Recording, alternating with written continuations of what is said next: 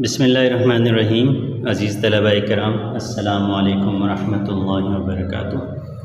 उम्मीद है कि आप तमाम तलबा बख़ैर व आफ़ियत होंगे और सेहत व तंदुरुस्ती के साथ अपने वालिदैन की इताअत करते हुए आप तलबा ने नमाज़ों का भी एहतमाम रखा होगा और कुरान पाक की दोहराई का सिलसिला भी जारी होगा। आपके तालीमी सिलसिले का ज़्यादा हर्ज ना हो, इसलिए वीडियो सेशन के ज़रिए से आपकी तालीम को आगे बढ़ाने का फ़ैसला किया गया है। इस सिलसिले की पहली वीडियो आपके सामने है। बेटा, उर्दू की किताब अपने सामने रखिएगा, ठीक है। आज हम अपने पहले सबक का आगाज़ करते हैं और वहीं से सिलसिला जोड़ते हैं जहां से मुनक़ते हुआ था, ठीक है। तो उर्दू की किताब का सफ़ा नंबर 24 मुलाहिज़ा फरमाइए।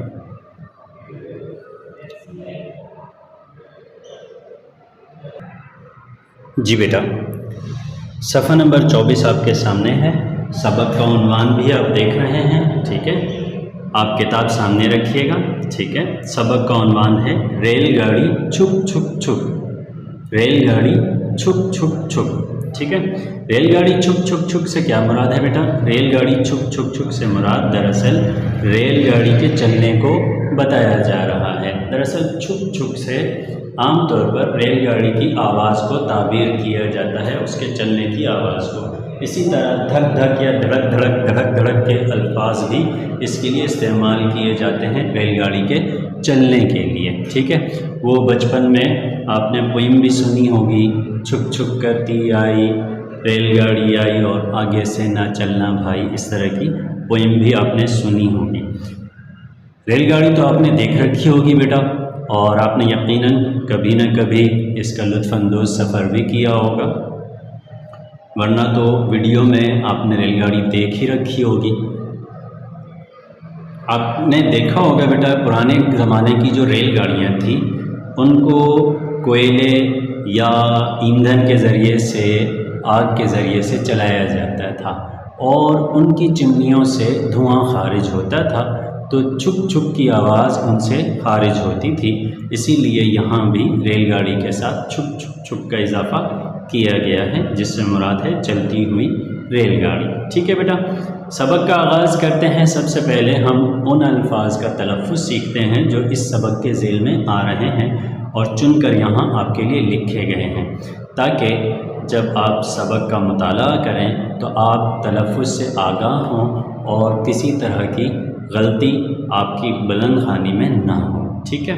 वो चंद अल्फाज क्या हैं देखिएगा। सबसे पहला लफ्ज़ है हिफाजत, हिफाजत ज़ा के साथ। उसके बाद अगला लफ्ज़ है सिग्नल, सिग्नल, ठीक है। इंग्लिश ज़बान का लफ्ज़ है सिग्नल, ठीक है। उर्दू में भी इस्तेमाल होता है, जिसका मतलब होता है इशारा या इशारे, ठीक है।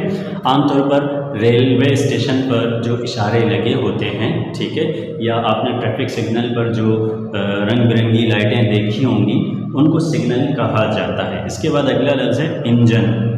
उर्दू में भी इस्तेमाल होता है, इसको इंजन भी कहा जाता है और इंजन भी कहा जाता है, जिनके ज़ेर के साथ भी इस्तेमाल हो सकता है। इसके बाद अगला लफ्ज़ है तवील। क्या है? तवील। तवील का मतलब है लंबा, ठीक है। और इसके बाद अगला लफ्ज़ है निशस्त, ठीक है। इसको नशिस्त भी कहा जाता है, ठीक है, जिसका मतलब होता है बैठना। नशिस्त का लफ्ज़ या निशस्त का लफ्ज़ दरअसल बैठने के लिए इस्तेमाल होता है, ठीक है। अब हम अपने सबक की बुलंद ख़ानी का आगाज़ करते हैं। किताब और तवज्जो सामने रखिएगा, ठीक है बेटा। आपकी तवज्जो, आपकी नज़र किताब पर मरकूज़ होनी चाहिए। एक पेंसिल पास रख लें तो ज़्यादा मुनासिब रहेगा, ठीक है, ताकि सबक के दौरान जो चीज़ें नोट करवाई जाएं तो आप उसी वक्त साथ साथ नोट कर लें, ठीक है। हम आगाज़ करते हैं। बिस्मिल्लाह पढ़ लीजिए। बिस्मिल्लाहिर्रहमानिर्रहीम। आप चाहें तो मेरे साथ साथ भी पढ़ सकते हैं, ठीक है। आज से कई 100 साल पहले मोटर से चलने वाली कोई भी चीज़ मौजूद न थी। आज से कई 100 साल पहले मोटर से चलने वाली कोई भी चीज़ मौजूद न थी। मोटर से मुराद यहाँ मशीन है, यानी मशीनों से चलने वाली कोई चीज़ मौजूद नहीं थी, क्योंकि इंसान ने अभी इतनी तरक्की नहीं की थी कि वो मशीन ईजाद कर ले। लोग सफ़र करने के लिए पैदल चलते थे या फिर ऊँट, घोड़े, बैल, गधे, खच्चर का इस्तेमाल करते थे। लोग आमतौर पर क्या करते थे, कहीं आने जाने के लिए वो पैदल सफ़र किया करते थे, यानी अपने पैरों के ज़रिए से मशक्क़त उठाते हुए आया जाया करते थे, या फिर अगर उनको किसी जानवर की सहूलत हासिल होती थी जो आम तौर पर चौपाए हुआ करते थे, यानी 4 पैरों वाले जानवर हुआ करते थे जिनका यहाँ जिक्र मौजूद है। उनमें से सबसे पहला है ऊँट। यहाँ आप देखेंगे बेटा कि नून लिखा हुआ है, मगर इस नून को वाज़े नहीं पढ़ा जाता, ठीक है। इसको कोई भी बच्चा ऊनट ना पढ़े, ठीक है, ऊनट ना पढ़ें आप, इसको ऊँट पढ़ा जाता है। इसके बाद घोड़े, बैल, गधे का जिक्र है जिस पर लोग सफ़र किया करते थे। इसी तरह बैलगाड़ियाँ इस्तेमाल की जाती थीं और खच्चर का इस्तेमाल करते थे, ठीक है। खच्चर दरअसल एक जानवर होता है जो घोड़े और गधे के से मुमासिल होता है और दोनों से मिलता जुलता होता है। ये आमतौर पर गधे से साइज़ में थोड़ा कद में बड़ा होता है, ठीक है, और उससे मिलता जुलता होता है, ठीक है, मगर इसके कद की वजह से इसको घोड़े से मुमासिल भी शुमार किया जाता है। अच्छा, मगर पहिए की ईजाद और साइंस तरक्की की बदौलत, मगर पहिए की ईजाद और साइंस की तरक्की की बदौलत, दरअसल यहाँ एक लफ्ज़ मिसिंग है, आप भी पेंसिल लेकर यहाँ इजाफ़ा कर लें की, ठीक है, की का इजाफ़ा कर लें तो इस तरह ये जुमला दुरुस्त हो जाएगा।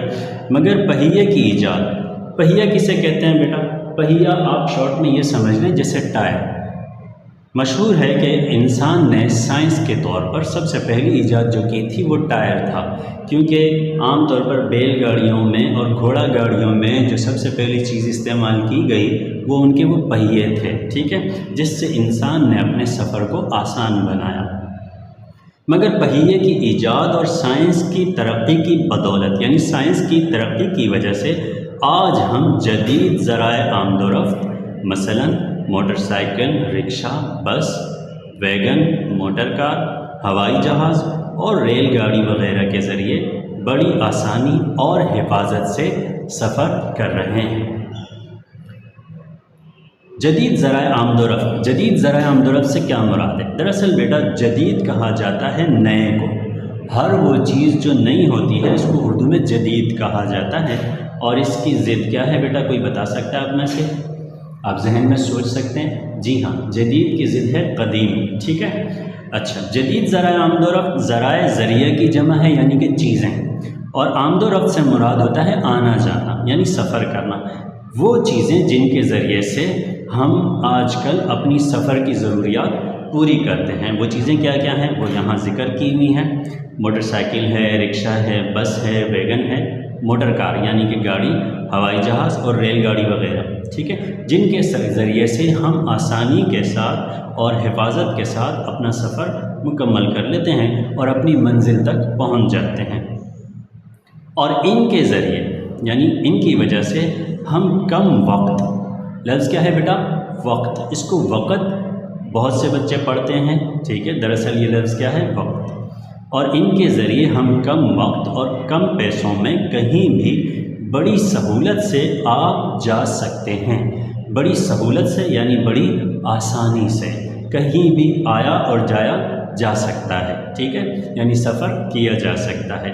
पहले वक्तों की रेलगाड़ियाँ आज की रेलगाड़ियों से क़तआन मुख्तलिफ थी।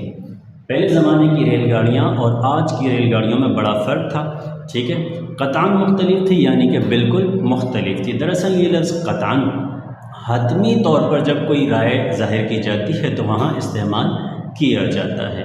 क़तआन का मतलब होता है बिल्कुल, ठीक है, जैसे हम अक्सर कहा करते हैं ये काम क़तआन मत करना यानी कि बिल्कुल भी मत करना। पहले वक्तों की रेलगाड़ियाँ आज की रेलगाड़ियों से क़तआन मुख्तलिफ थीं। उनके इंजन कोयले से चलते थे जबकि आजकल इंजन तेल और बिजली से चलते हैं। पहले ज़माने में जो रेलगाड़ियाँ होती थीं उनको ईंधन के तौर पर कोयला फराहम किया जाता था या लकड़ियों से उनकी आग जो है वो दहकाई जाती थी। उनकी एक भट्टी बनी होती थी जिनमें लकड़ियाँ और कोयला जलाकर वो उनको चलाया जाता था। और जैसे मैंने आगाज़ में ज़िक्र किया, एक चिमनी होती थी जिससे धुआं खारिज होता रहता था और रेलगाड़ी चलती रहती थी। छोटी सी रेलगाड़ी होती थी जिसमें महज 2-3 डब्बे ही होते थे और आमतौर पर लकड़ी वगैरह की बनी हुई होती थी। छोटी सी पटरियाँ होती थी और सफ़र भी मुख्तसर हुआ करता था। मगर आजकल की रेलगाड़ियाँ जो कि बहुत अपडेट हो चुकी हैं, पूरे मुल्क में वो सफ़र कर सकती है, बल्कि कई मुल्कों का सफ़र कर सकती हैं। इसी तरह वो बहुत तेज़ रफ्तार हो चुकी हैं, मज़बूत भी हो चुकी हैं, ठीक है, और मज़बूत तरीन लोहे की बनाई जाती हैं ताकि किसी भी तरह के हादसे की सूरत में इंसानी जानों का ज़िया कम से कम हो, ठीक है। आजकल इंजन तेल और बिजली से चलते हैं। आजकल की रेलगाड़ियाँ लोहे की मजबूत चादरों से बनी हैं और वो बड़ी तेज़ रफ्तारी से फासले तय करती हैं। फासले तय करती हैं यानी अपना फासला मुकम्मल करती हैं और इंसान को चंद घंटों में या चंद लम्हात में अपने मंजिल मकसूद पर पहुंचा देती हैं। दरअसल रेलगाड़ी भी अल्लाह की नेमतों में से एक बड़ी नेमत है। वो लोग जो गांव से आमतौर पर शहरों का रुख करते हैं और दूर दराज के इलाकों से आते हैं, उनसे पूछें तो वो आपको बताएंगे कि रेलगाड़ी कितनी बड़ी नेमत है। और हर नेमत पर अल्लाह ताला का शुक्र अदा करना चाहिए कि अल्लाह ताला ने हमें इतनी ताकत और इस्तिताअत अता फरमाई कि हमने आज तरह तरह की ईजादात के ज़रिए से अपनी ज़िंदगी को आसान बना लिया। अच्छा बेटा, आज के लिए महज इतना ही, ठीक है। अब मैं आपसे आज के सबक के हवाले से कुछ सवालात करने लगा हूँ, ठीक है। अपनी अपनी किताबें बंद कर लीजिए और जो मैं सवालात करता हूँ कोशिश कीजिए कि आप उनका जवाब मुझे दे सकें।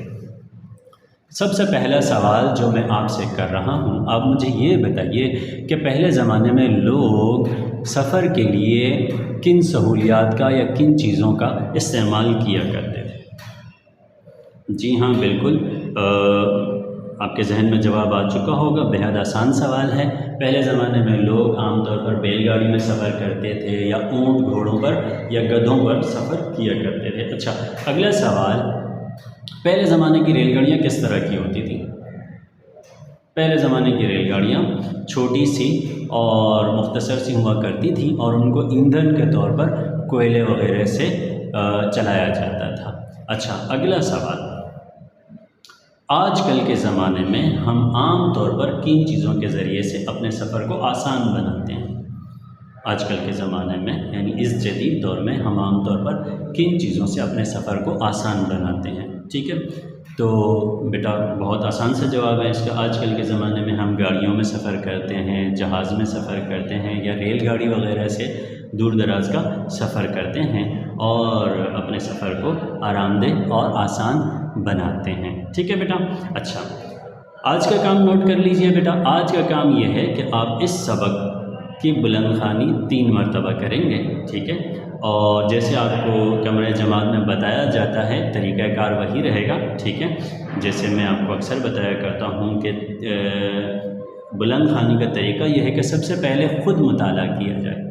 पहले सबक का ख़ुद मुताला किया जाए यानी ख़ुद पढ़ लिया जाए। फिर उसके बाद घर में मौजूद किसी बड़े को, ट्यूटर को, बाजी को, अम्मी को, अब्बू को, भाई या बहन, किसी को भी ये सबक एक मरतबा पढ़कर सुनाया जाए, ठीक है, ताकि जो अगलात वग़ैरह हों तो वो उनकी इस्लाह कर सके। और तीसरी मरतबा एक दफ़ा फिर इस सबक का मुताला ख़ुद किया जाए। इस तरह ये होगा कि आपकी उर्दू भी बेहतर होगी और अगलात भी कम से कम होंगी। ठीक है बेटा, तो ये थी हमारी आज की वीडियो।